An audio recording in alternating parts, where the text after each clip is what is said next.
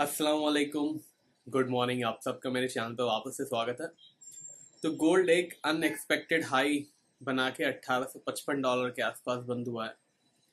Last week का weekly analysis अगर आपने नहीं देखा है तो अभी देखिएगा। उसमें मैंने आपको बताया था कि जो हम फ्रेश सेलिंग की एक्सपेक्टेशंस करेंगे वो $1790 के नीचे जब क्लोजिंग हो जाएगा तब करेंगे। उस टाइम आई थिंक गोल्ड 1820-22 के आसपास बंद हुआ था last week. We will check अभी चार्ट्स पे जब जाएंगे तो। उसके बाद गोल्ड प्राइसेस ने 1804-1803 डॉलर के आसपास का लोस बनाया और वहीं से बाउंस शुरू हो गया और 1855 के आसपास जाके गोल्ड प्राइसेस बंद हुआ है। अगेन गोल्ड प्राइसेस में एक बहुत ज़बरदस्त सपोर्ट जो है वो हमारा जो इस वीक का रहेगा वो भी $1790 का ही रहेगा। रेजिस्टेंस में थोड़ा सा माइल्ड चेंज हो सकता है बट यस, हमारा जो $1790 का सपोर्ट है वो अभी भी इंटैक्ट है। पिछले हफ्ते थोड़े से माइल्ड डेटा थे, इतना कोई इंपॉर्टेंट डेटा नहीं था जिसकी वजह से कोई इवेंट हो या गोल्ड प्राइसेस ऊपर नीचे हो, तो दैट्स इट्स वाई गोल्ड थोड़ा सा स्टेबलाइज था। नेक्स्ट वीक जो है ज़बरदस्त एक्शन हो सकता है। एक तो दो फेडरल रिजर्व के चेयरमैन की स्पीचेस हैं। स्पीचेस क्या हैं? उनकी जो एक कमेटी में एक जैसे उनका एग्ज़ाम बच्चों का होता है, सवाल जवाब होते हैं, वैसे ही 2 दिन आई थिंक ट्यूसडे वेडनेसडे उनका एग्ज़ाम होगा कमेटी के सामने। एक बार जब पॉलिटिशियन सवाल पूछते हैं तो आपको पता है कैसा ही होता है।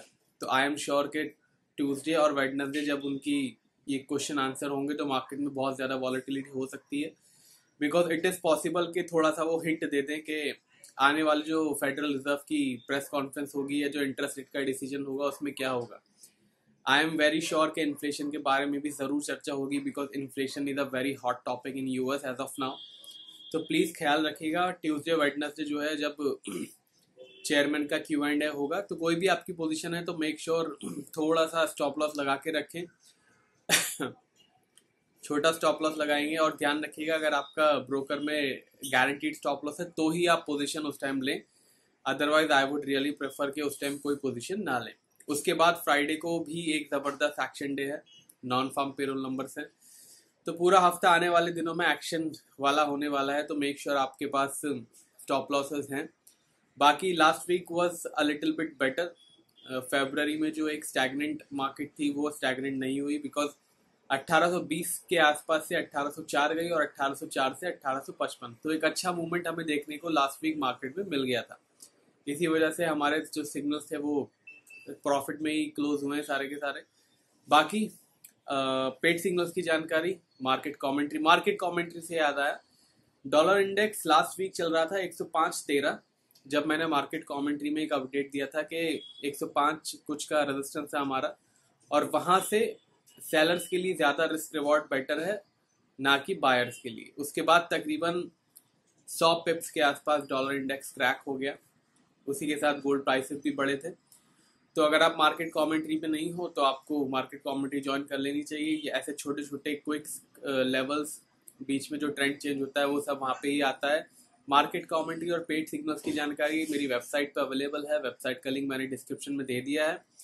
चलिए चार्ट्स पे चलते हैं, देखते हैं अगले हफ्ते क्या क्या एक्शन हो सकता है। बाकी अगर आपने अभी तक चैनल सब्सक्राइब नहीं किया है तो सब्सक्राइब करके बेल आइकन दबा दीजिए और इस वीडियो को लाइक करके ही आगे बढ़ाइएगा। चलिए देखते हैं अगले हफ्ते क्या क्या मेजर एक्शन हो सकता है।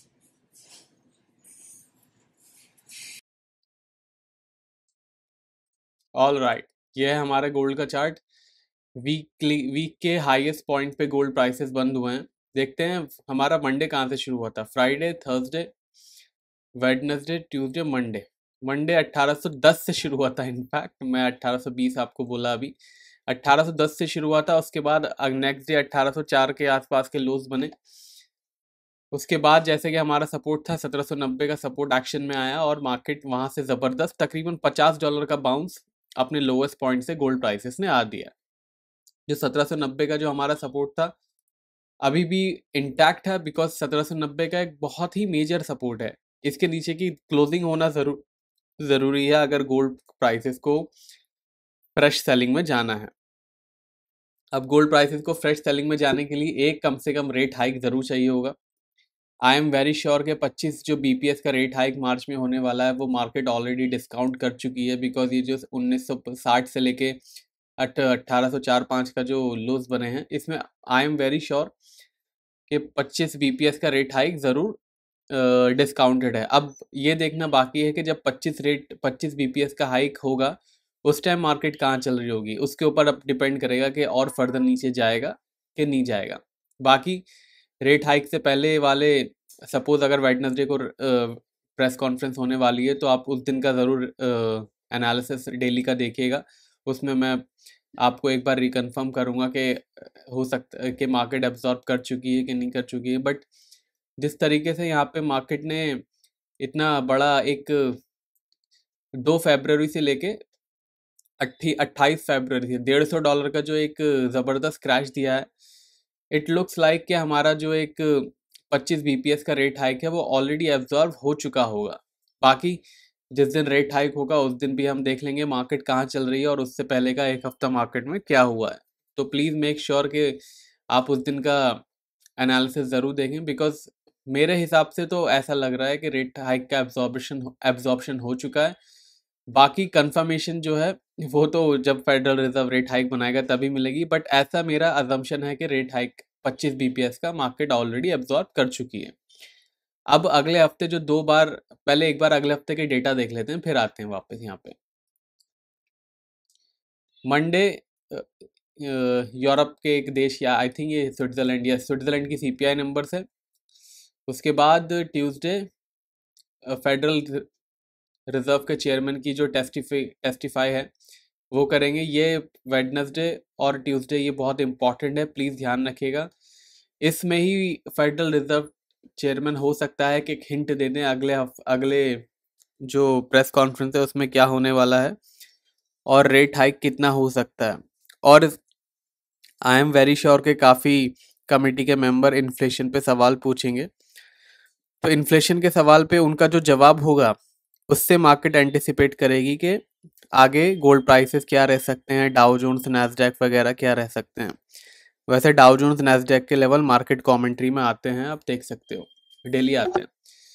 तो ये हो गया ट्यूसडे के बाद Wednesday advance non farm payroll numbers भी हैं। उसके बाद वापस से फेड चेयरमैन की जो टेस्टिफाई है वो करेंगे। थर्सडे को एक थोड़ा सा रिलेटिवली थोड़ा सा शांत कह सकते हैं कि दिन रहेगा। एक्शन फ्राइडे को वापस से आ जाएगा। फ्राइडे को जापान की मॉनेटरी पॉलिसी है। वैसे जापान की मॉनेटरी पॉलिसी आपको याद होगा, अभी भी ये वाहिद ऐसा सेंट्रल बैंक है जिसने रेट बढ़ाने शुरू नहीं किए हैं। अब अगर इसने रेट बढ़ाने शुरू कर दिए तो गोल्ड के लिए डबल प्रॉब्लम हो सकता है, बिकॉज ईसीबी के ऊपर भी अब प्रेशर है कि रेट बढ़ाएं इन्फ्लेशन के चलते। और अब अगर इन्होंने भी, जापान ने भी रेट बढ़ाने शुरू कर दिए तो गोल्ड के लिए बहुत एक ख़राब बात हो सकती है और हो सकता है उस टाइम 1790 होल्ड ना कर पाए। उसके बाद ब्रिटिश की जीडीपी नंबर्स आएंगे और फिर फ्राइडे शाम को एक्शन होगा। 7 बजे है अभी, आई थिंक एक हफ्ता बचा है डे लाइट सेविंग में। Average hourly earnings, non farm payroll numbers और अनएम्प्लॉयमेंट रेट फ्राइडे के ये एक्शनेबल नंबर्स हैं। आई विल ट्राई कि इस दिन लाइव स्ट्रीम करें हम चैनल पे, तो मेक श्योर आपने सब्सक्राइब करके बेल आइकन दबा दिया है। तो यह है गोल्ड का चार्ट, $1855 के आसपास बंद हुआ है। एक ये जो 1870 का माइल्ड रेजिस्टेंस है, सबसे नियरेस्ट रेजिस्टेंस ये है 1875 के आसपास का। ये मैं मतलब ये नोट आपको नहीं करवा रहा हूँ, बट 1875 का एक बहुत अच्छा रेजिस्टेंस है, उस पर ध्यान रखिएगा। बाकी जो हमारे सेटअप का रेजिस्टेंस है वो भी मैं अभी लिख देता हूँ। तो चलिए रेजिस्टेंस सपोर्ट क्या है गोल्ड के देख लेते हैं। 1905, 1905 दैट इज द रेजिस्टेंस। अगर इसके ऊपर जाके मार्केट क्लोज दे देता है तो फिर बायर्स की चांदी हो सकती है 1950 और $2000 तक की। 1790 लक्ष्मण रेखा अभी भी इंटैक्ट है। इसके नीचे की क्लोजिंग का मतलब है गोल्ड के लिए बहुत ज़्यादा प्रॉब्लम हो सकती है और गोल्ड $1700-1600 भी क्रॉस कर सकता है इसके नीचे। तो प्लीज़ ध्यान दीजिएगा, अगर आप बाइंग में हो या कोई आपकी ऊपर की बाइंग फंसी हुई है तो 1790 एक लक्ष्मण रेखा है, उसके नीचे की क्लोजिंग में बहुत ज़बरदस्त सेलर्स का प्रेशर आ सकता है, तो प्लीज़ ध्यान रखिएगा। गोल्ड एक क्रूशल पॉइंट पे खड़ा है तो ध्यान रखिएगा। अब आते हैं चांदी पे। वैसे एमसीएक्स के लेवल मार्केट कमेंट्री के टेलीग्राम चैनल पे डाल दिए मैंने। ये है हमारा silver, Friday, Thursday, Wednesday, Tuesday और मंडे ओपन हुआ था 20 76 पे। तो इतनी ज़्यादा तेज़ी आई नहीं है जितनी गोल्ड के अंदर आ गई है। गोल्ड में तकरीबन $50 के आसपास की जो है लोवेस्ट पॉइंट से तेज़ी आई है, इसके अंदर उतनी नहीं आई है, but nonetheless highest point पे बंद हुआ है ये भी अपने वीक में, फ्राइडे में। सिल्वर थोड़ा सा ज़्यादा वीक जोन में है गोल्ड के मुकाबले, तो रेजिस्टेंस सपोर्ट क्या है इसका देखते हैं। इसका रेजिस्टेंस है सिल्वर का $22.30 का। इसके ऊपर अगर क्लोजिंग देता है तो $23 और $24 तक ज़रूर जा सकता है। सपोर्ट है $19.80 का। $19.80 के नीचे जाके अगर क्लोजिंग होता है तो फिर इसका मतलब है $19.80 के नीचे की क्लोजिंग का मतलब है $18 और $17 तक सिल्वर जा सकता है।